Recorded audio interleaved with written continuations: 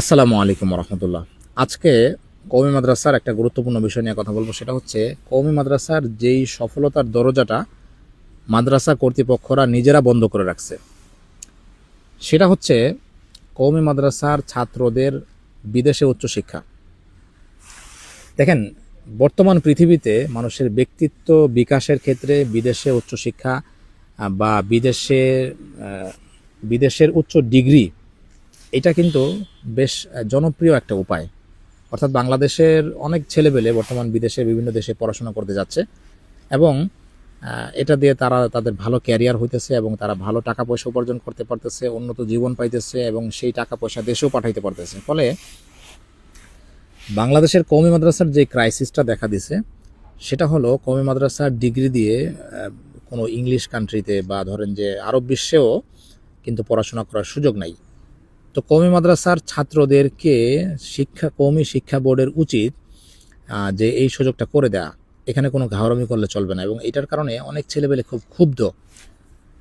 তো কিছুদিন আগে একটা ছেলে একটা ভিডিও করে বলছে যে আমি কম্পিউটার সায়েন্স নিয়ে পড়বো, কিন্তু আমার যে সার্টিফিকেট দাওরা পাস, এটা দিয়ে আমার কোনো কাজে আসলো না।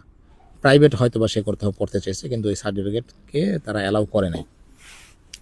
তো দেখেন, আমরা কিছু ব্যক্তিত্ব নিয়ে আলোচনা করব আজকে যারা বিদেশে পড়াশোনা করে ভালো আছেন। যেমন এর মধ্যে অন্যতম হচ্ছে ইংল্যান্ডের বিখ্যাত আলেম শাইখ মাহমুদুল হাসান, যিনি এনটিভিতে প্রোগ্রাম করে থাকেন এবং ইটালিতে বেশ কয়েকবার আসছিলেন, এবং ওনার ব্যাপারে কিছু ভালো জিনিস বলে রাখা উচিত। উনি এমন একজন মানুষ যিনি রাসূল সাল্লাল্লাহু আলাইহি ওয়াসাল্লামকে স্বপ্ন দেখছেন এবং ওনার আলোচনায় আমার ব্যক্তি জীবনে অনেক পরিবর্তন আসছে।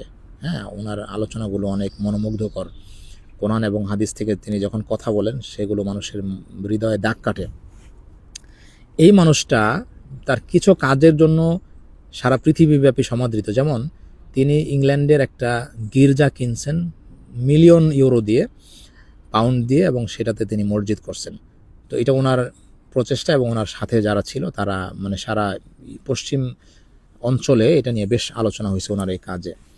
ওনার ব্যাপারে যদি বলি, উনি পটিয়া মাদ্রাসায় পড়াশোনা করছেন, কওমি মাদ্রাসায়, এবং সেখানে তিনি শিক্ষকও হয়েছিলেন। পাশাপাশি উনি আলিয়াতে পরীক্ষা দিয়েছেন। পরীক্ষা দিয়ে চট্টগ্রাম ইউনিভার্সিটিতে উনি ওইখান থেকে, আমি জানি না কী সাবজেক্ট, হয়তো ইসলামিক স্টাডিজে পড়াশোনা করছেন। সেইখান থেকে উনি আল আজহারে গেছেন, আল আজহার থেকে ইউকেতে আবার পড়াশোনা করছেন। ইউকেতে উনি স্টুডেন্ট ভিসায় আসছেন, পরবর্তীতে উনি বর্তমানে ইউকের পাসপোর্ট হোল্ডার। তো দেখেন, এই যে মানুষটা আলোকিত মানুষ, সে তার নিজের জীবনকেও আলোকিত করছে এবং একই সাথে অনেক মানুষও তার দ্বারা উপকৃত হচ্ছে। কিন্তু আমাদের কওমি মাদ্রাসার যে শিক্ষা কারিকুলাম, অর্থাৎ হাসিনা একটা স্বীকৃতি দিয়ে গেছে দেওরাবাস, এইটার কোনো বাস্তব মূল্য নাই। অর্থাৎ বিদেশে উচ্চশিক্ষা নিতে গেলে আপনাকে দুইটা সার্টিফিকেট আপনার কাছে চাবে। সেটা হচ্ছে যে মেট্রিক মানে এসএসসি এবং এইচএসসি, অথবা দাখিল আলেম। তো কওমি মাদ্রাসার শিক্ষা ব্যবস্থায় এটাকে যদি সারা পৃথিবীর সাথে কানেক্ট করতে হয়, নিচের দিকের অর্থাৎ দাখিল আলেম বা এসএসসি এইচএসসির সমমান দুইটা সার্টিফিকেট বানাইতে হবে। এবং এই সার্টিফিকেটটা কিভাবে বানাবে, শিক্ষা কারিকুলাম করবে, এটা কাজ হচ্ছে বেফাকের। এখন বেফাক কি করে? বেফাকের যে বর্তমান বড় পদে আছেন মাহফুজুল হক, মামুনুল হকের বড় ভাই, বড় আলেম, কোনো সন্দেহ নাই। কিন্তু আমাদের ধর্ম উপদেষ্টা ওনাকে বলছিলেন যে আপনি যদি সার্টিফিকেট সংক্রান্ত কোনো হেল্প চান, আপনি যদি আমার কাছে আবেদন করেন তাহলে কিন্তু আমি কাজ করে দিব। ধর্ম উপদেষ্টাও কিন্তু আলিয়াতে পরীক্ষা দেওয়া, এবং সে যে ডক্টর হইছে, তার যে একটা ব্যক্তিত্ব হইছে, এটার পেছনেও আলিয়ার অবদান আছে। আলিয়াতে পরীক্ষা না দিলে তিনি আজকে এই পর্যায়ে যাইতে পারতেন না।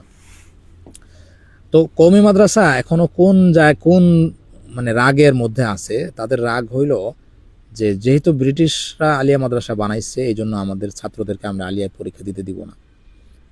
এখন আমার প্রশ্ন হলো, ব্রিটিশরা কি আলিয়া মাদ্রাসা চালায় বর্তমানে? না, আলিয়া মাদ্রাসা মুসলিমরাই চালায় এবং মুসলমানদের সন্তানরাই সেখানে পড়ে। যদিও সেখানে আমল আখলাকের ঘাটতি আছে, কিন্তু যদি আমি আমার ছাত্রদেরকে উচ্চশিক্ষা নিতে দেই, তাহলে আমাকে দুইটা পথ বেছে নিতে হবে। হয়তো আলিয়াতে পরীক্ষা দেওয়ার সুযোগ দিতে হবে, অথবা আমার শিক্ষা ব্যবস্থাটাকে এরকম করতে হবে যেন আমার এখান থেকে পড়ে সন্তানরা অন্যান্য শিক্ষা ব্যবস্থায় যেতে পারে। তো এই যে মাহফুজুল হক সাহেব, উনি কোনো আগ্রহ দেখান নাই। উনি বলছেন যে না, আই ডোন্ট কেয়ার, আমার এটার দরকার নাই। তার মানে এই যে তারুণ্যের যে ইচ্ছা, এটাকে উনি কোনো গুরুত্ব দিলেন না। এবং দেখেন, তরুণদের সমস্যা নিয়ে যদি কেউ চিন্তা না করে, আপনি হয়তো আপনার ভালো সার্টিফিকেট আছে, আপনি ভালো নাম্বার পাইছেন, আপনি অনেক কোরআন এবং হাদিসের অনেক কিছু জানেন, কিন্তু আপনি যদি চিন্তাশীল না হন তাহলে আসলে আপনার এই এলেমের কোনো দাম নাই। চিন্তাশীল কেন হইতে হবে? আল্লাহ তাআলা কোরআনে কিন্তু বারবার বলছেন, এই যে আমি মধুর কথা বললাম, এই আয়াতের পরে আল্লাহ তাআলা বলছেন ইন্না ফি যালিকা লাআয়াতিন লিকাওমিন ইয়াতাফাক্কারুন, ইন্না ফি যালিকা লাআয়াতিন লিকাওমিন ইয়াকিলুন, ইন্না ফি যালিকা লাআয়াতিন লিকাওমিন ইয়াতাযাক্কারুন। কোরআনে আল্লাহ তাআলা যাই বলছেন, বলার পরে বলছেন যে চিন্তাশীলদের জন্য এখানে নিদর্শন আছে। আপনি যদি অতএব একজন আলেম যিনি লিড করেন জাতিকে, তিনি যদি চিন্তাশীল না হন তাহলে কিন্তু জাতির কপালে দুঃখ আছে। তো যেটা বলছিলাম, তো ব্যাফাকটা হচ্ছে একটা রেজিস্টার ভবন। আপনি দেখবেন ঢাকা বিশ্ববিদ্যালয়ের একটা রেজিস্টার ভবন আছে। রেজিস্টার ভবনের কাজ হলো সার্টিফিকেট দেওয়া, সার্টিফিকেট প্রিন্ট করে দেওয়া বা মার্কশিট দেওয়া, এগুলির কাজ। ব্যাফাক আসলে এই কাজটাই করতেছে। কওমি মাদ্রাসার যে একটা মাদ্রাসা বোর্ডের যে দায়িত্ব, বোর্ডের দায়িত্ব হচ্ছে সিলেবাস প্রণয়ন করা, যুগোপযোগী সিলেবাস, স্বদেশি লেখকদেরকে দিয়ে বই লেখানো, হ্যাঁ, এইগুলো হচ্ছে মূলত একটা শিক্ষা ব্যবস্থার কাজ। আর রেজিস্ট্রার ভবনটা হচ্ছে আলাদা, যেটা শুধুমাত্র রেজাল্টের কাজ করে থাকে। তো বাংলাদেশের কওমি মাদ্রাসার বোর্ড যেটা আছে, এখানে অনেক বড় বড় আলেম আছেন, অনেক মানুষ আছেন, তাদেরকে মোটা বেতন দেওয়া হয়, কিন্তু তারা এই সার্টিফিকেট দেওয়ার কাজটা ছাড়া, মানে অহেতুক সার্টিফিকেট যেটার কোনো মূল্য নাই, যেটা পৃথিবীর কেউ যেটাকে গণে না, তো এই সার্টিফিকেট ছাড়া তারা আসলে কোনো কাজ করতেছে না। তো এখন তারুণ্যের যে আশা আকাঙ্ক্ষা, তারুণ্যকে যে মানে মানে তাদেরকে যে প্রস্ফুটিত হইতে দিতেছে না, এই কাজটা করতেছে ব্যাপার। তা আমার কাছে মনে হয় বর্তমানে অবস্থা দৃষ্টিতে, আমার কাছে মনে হয় যে ব্যাফাকের উপরে আমাদের আসলে আস্থা রাখার কোনো কারণ নাই। আমার কাছে মনে হয় যে আমাদের নিজস্ব একটা বোর্ড গঠন করা দরকার, যেটা এই কওমি মাদ্রাসা, যেটার সাথে 1 কোটির বেশি মানুষ জড়িত। 1 কোটির মানুষ কীভাবে?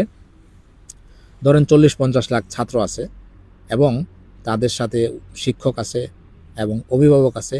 তো 1 থেকে আপনি 1.5 থেকে 2 কোটি মানুষের ব্যাপার স্যাপার যারা হ্যান্ডেল করতেছে, তাদের কোনো রেগুলেটরি কমিশন নাই। অর্থাৎ একটা বড় প্রতিষ্ঠান যখন চলে, একটা অনেক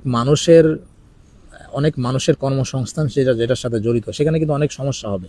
সেখানে কোনো দুশ্চরিত্র লোক থাকতে পারে, বা সেখানে কারো উপর কোনো জুলুম হইতে পারে, বা নাইনসাফি হইতে পারে, কারো বেতন আটকায় যেতে পারে, কোনো শিক্ষকের দ্বারা ছাত্র নির্যাতিত হইতে পারে, বা কোনো ছাত্রর দ্বারা শিক্ষক নির্যাতিত হইতে পারে, বা মুহতামিমের দ্বারা শিক্ষক নির্যাতিত হইতে পারে, বা শিক্ষা সিলেবাসটা ছাত্রদের অপছন্দ হইতে পারে। এই ব্যাপারগুলো নিয়ে ভাবার জন্য একজন মানুষও নাই। তাহলে এত বড় ম্যান পাওয়ার, যাদেরকে গাইড করার মতো কেউ নাই, তাহলে কিন্তু এখানে বড় ধরনের বিস্ফোরণ ঘটবে।